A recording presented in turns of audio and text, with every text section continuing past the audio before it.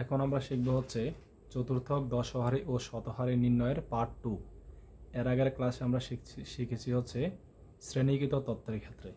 শ্রেণীকৃত কেমন, যেমন 10 থেকে 20, 20 থেকে 30, এগুলো হচ্ছে শ্রেণীকৃত। আর এখন আমরা যেটা শিখব সেটা হচ্ছে অশ্রেণীকৃত তত্ত্বের ক্ষেত্রে। এটাও পরীক্ষায় আসে, 4 নম্বরের জন্য আসে বিশেষ করে। এক্ষেত্রে চতুর্থকের সূত্র হবে, যদি আইতম চতুর্থক হয়, আমরা জানি চতুর্থক দুই ধরনের, একটা হচ্ছে প্রথম চতুর্থক আর একটা হচ্ছে তৃতীয় চতুর্থক। এই দুইটা ছাড়া তার কখনো চতুর্থক হয় না। তো এটাকে প্রকাশ করা হবে কিউ ওয়াই দ্বারা। এটা সূত্র হবে ওই n+1/4।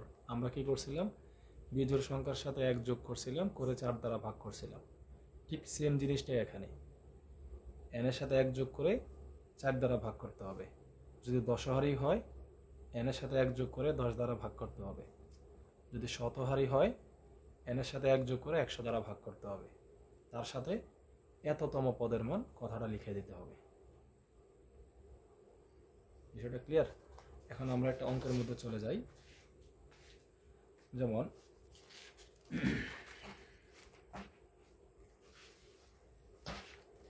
এখানে 1 নাম্বার যে প্রশ্নটা দেওয়া আছে, এখানে বলা আছে নিম্নের তথ্য হতে চতুর্থক দ্বয়।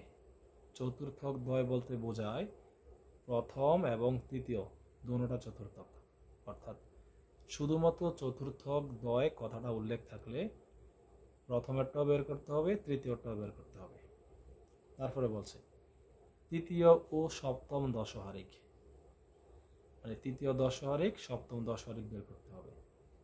তারপরে বলছে 12তম ও 75তম শতহারিক বের করতে। এখন আমরা এই অঙ্কটাকে দুইভাবে করতে পারবো। যদি এটা শ্রেণীকৃত হয়, তাহলে আমরা পার্ট 1-এ যা করেছি ওই রকমভাবে করতে হবে। আর যদি এটা অশ্রেণীকৃত হয়, তো অশ্রেণীকৃত মানে কি, যেমন এরকম থাকবে, ঠিক আছে, আর নিচেরটার মতো থাকবে।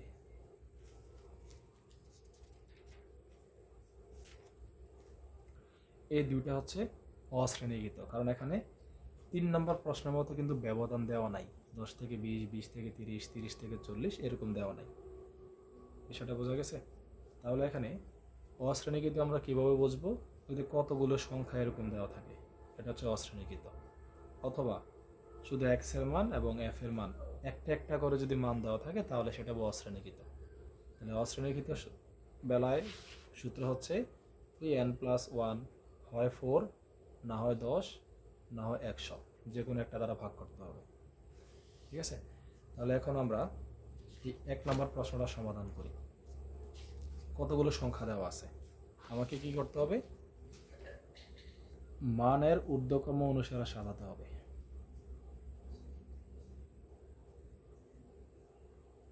ঊর্ধ্বক্রম অনুসারে সাজাই, মানে হচ্ছে ছোট থেকে বড়। তাহলে সবচেয়ে ছোট সংখ্যা এখানে 25, 25, তারপরে 34, 45, 59, 66, 75, 77, 91, 93, 96। কি করলাম? ছোট থেকে বড় আকারে সাজাইলাম। তাহলে এখন আমাকে বের করতে হবে চতুর্থক। আমরা সিরিয়ালে বের করব। তাহলে আমরা জানি চতুর্থক হচ্ছে দুই ধরনের। একটা হচ্ছে প্রথম চতুর্থক, এটাকে প্রকাশ করা হবে Q1 দ্বারা। তো সূত্র কি? n+1/4 এততম পদের মান। এততম পদের মান, যেহেতু এটা প্রথম, এর জন্য আমি n এর সাথে আর 1 গুণ করে নেই। তারপর n মানে হচ্ছে এই সংখ্যাগুলো কতগুলো আছে এখানে, গুণে দেখবা সংখ্যাগুলো আছে এখানে 10টা। তাহলে n এর মান হবে 10 + 1/4 এততম পদের মান। 10কে আমি 10, 1, 11, 11কে 4 দ্বারা ভাগ করলে আসবে 2.75তম পদের মান। এখন আমরা কি 2.75 পদ পাবো? পাবো না। আমরা পূর্ণ সংখ্যার পদ পাবো, যেমন 1, 2, 3। কখনো 1.5, 2.5, 3.5, 4.5 এরকম পাবো না। তাহলে এরকম দশমিকের যদি মান আসে তাহলে কি করতে হবে?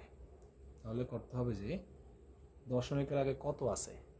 দশমিকের আগে আছে 2, তাহলে আমাকে লিখতে হবে দ্বিতীয় পদের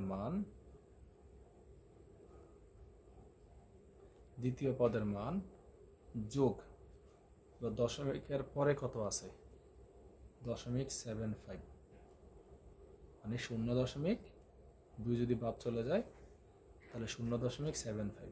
এটা লিখে কততম পদ পাইছি আমি? দ্বিতীয় পদের মান। তো দ্বিতীয় পদের পরে কততম পদ আসে? তৃতীয় পদ আসে। তাহলে তৃতীয় পদ যোগ তার আগের পদ, দ্বিতীয় পদ। অর্থাৎ যদি এখানে দশমিকের আগে 3 থাকতো, আমি লিখতাম তৃতীয় পদের মান। তাহলে তৃতীয় পদের পরে কত আসে? চতুর্থ পদ। চতুর্থ পদ যোগ আগের পদ, মানে তৃতীয় পদ। ঠিক অনুরূপভাবে যেহেতু আমি দশমিকের আগে 2 পাইছি, তার মানে এটা হবে দ্বিতীয় পদের মান অথবা দ্বিতীয় পদ প্লাস। এবার 2 এর পরে দশমিক কত আছে? 0.75। তো 7.5-এর পরে লিখতে হবে দ্বিতীয় পদের পরে হচ্ছে তৃতীয় পদ যোগ তার আগের পদ, মানে প্রথমটা, দ্বিতীয় পদ, যদি দশমিকের মান আসে। আর যদি এখানে ডাইরেক্ট 10 চলে আসে তাহলে 10 নম্বর পদ হচ্ছে 96 অ্যান্সার হয়ে যাবে। তো এই কাজটা কেন করতে হবে? এই কাজটা করতে হবে যদি মান দশমিকের আসে। তাহলে আমরা দ্বিতীয় পদের মান বসাবো এখন। দ্বিতীয় পদ, এটা প্রথম পদ, এটা দ্বিতীয় পদ। তাহলে দ্বিতীয় পদের মান হচ্ছে 34 প্লাস 0.75। তৃতীয় পদের মান হচ্ছে 45, তার মানে 1, 2, 3, 45 যোগ আবার দ্বিতীয় পদ কত? আবার 34। সরি, এটা যোগ হবে না, এটা ভুল হয়েছে, এটা বিয়োগ হবে। তৃতীয় পদ বিয়োগ দ্বিতীয় পদ। তাহলে তৃতীয় পদ থেকে দ্বিতীয় পদ বিয়োগ করতে হবে। 34, 0.75, 45 থেকে 34 গেলে হচ্ছে 9। তারপরে এই দুইটা গুণ করতে হবে। আগে যোগ করা যাবে না, গুণ করে 34-এর সাথে যোগ করতে হবে। যোগ করলে আসবে 42.25।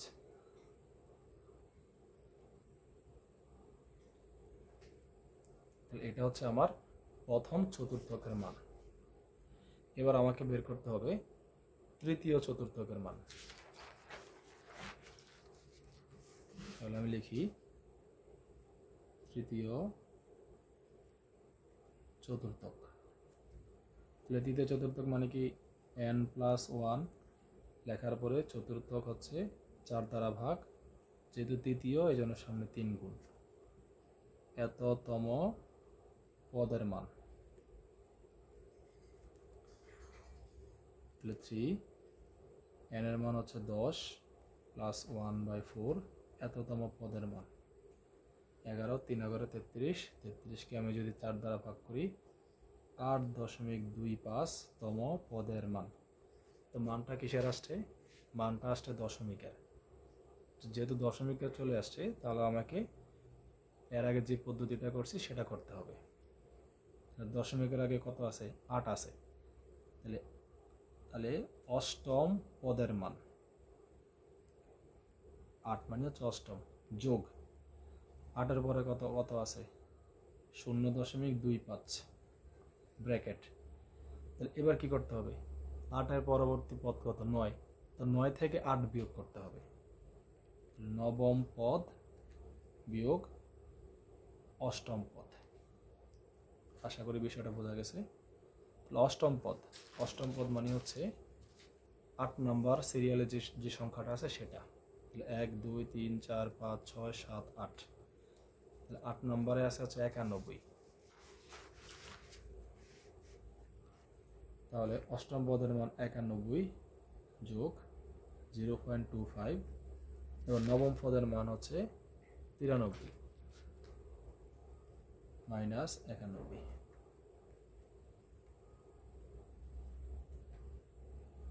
এটার সাথে এটা গুণ করতে হবে, গুণ করে 91-এর সাথে যোগ করতে হবে, যোগ করলে 91.50। এটা হচ্ছে তৃতীয় চতুর্থক। এবার আমরা নির্ণয় করব হচ্ছে তৃতীয় ও সপ্তম দশহারিক। সুতরাং তৃতীয় দশহারিক, তৃতীয় দশহারিক মানে হচ্ছে এই n+1কে 10 দ্বারা ভাগ, চতুর্থক বলে 4 দ্বারা, দশহারিক বলে 10 দ্বারা। কততম দশহারিক?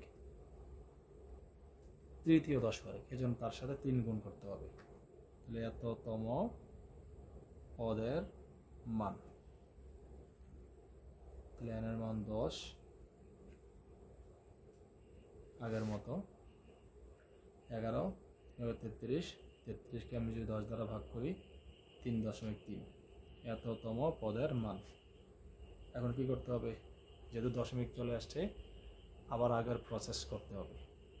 দশমিকের আগে কত আছে? 3 আছে। তাহলে তৃতীয় পদের মান যোগ দশমিকের পরে কত আছে? তাহলে 0.3 আছে। এবার তৃতীয় পদের পরের সংখ্যাটা কত? চতুর্থ পদ। তাহলে চতুর্থ পদ থেকে তৃতীয় পদ বিয়োগ করতে হবে। তাহলে চতুর্থ পদ বিয়োগ তৃতীয় পদ। তাহলে তৃতীয় পদের মান কত এখানে? 1 2 3 45, 0.3। চতুর্থ পদের মান কত? চতুর্থ পদের মান হচ্ছে 1 2 3 4 59। আবার তৃতীয় পদ হচ্ছে 45।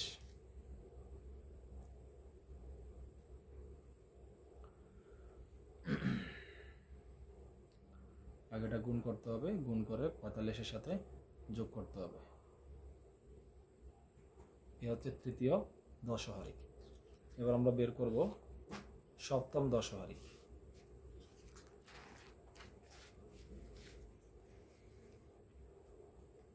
তাহলে সপ্তম দশহারিক কি করতে হবে? n+1 সবসময়, দশহারিক মানে 10 দ্বারা ভাগ, কততম দশহারিক? সপ্তম দশহারিক, n এর সাথে 7 গুণ হবে। তাহলে এততম পদের মান,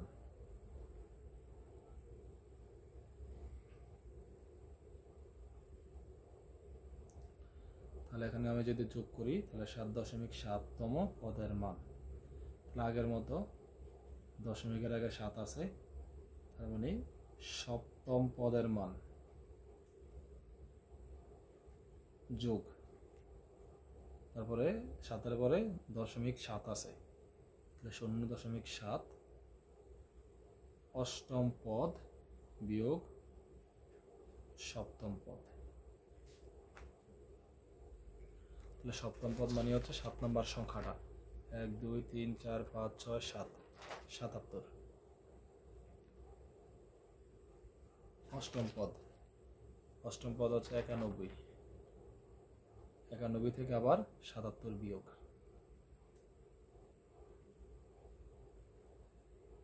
এখানে যা আসে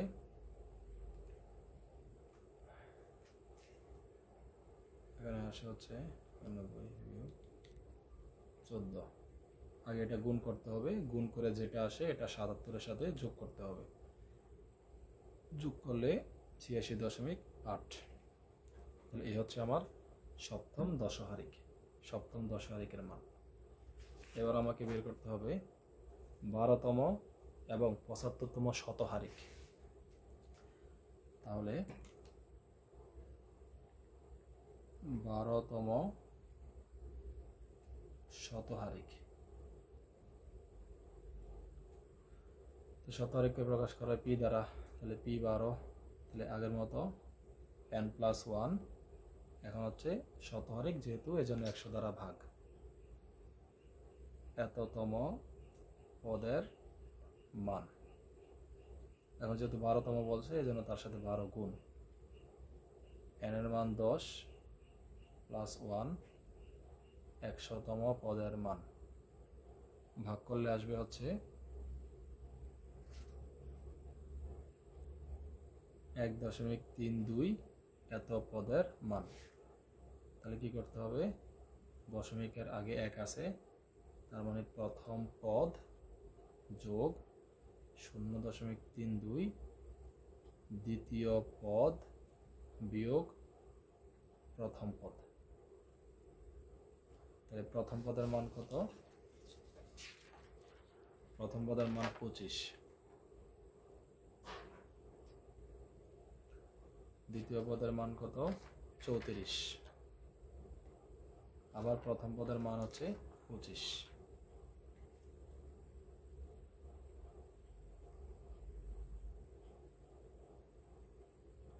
এটা গুণ করে আমি যদি 25-এর সাথে যোগ করি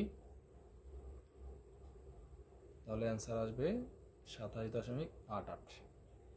এ হচ্ছে 12তম শতহারী। আসলে এই অঙ্কটা পুরোটা এত বড় আসে, আবার অনেক সময় নাও আসে। তো বিষয়টা হচ্ছে যদি বেসিকটা বুঝতে পারো তাহলে যে কোনো সূত্র দিয়ে করতে পারবে।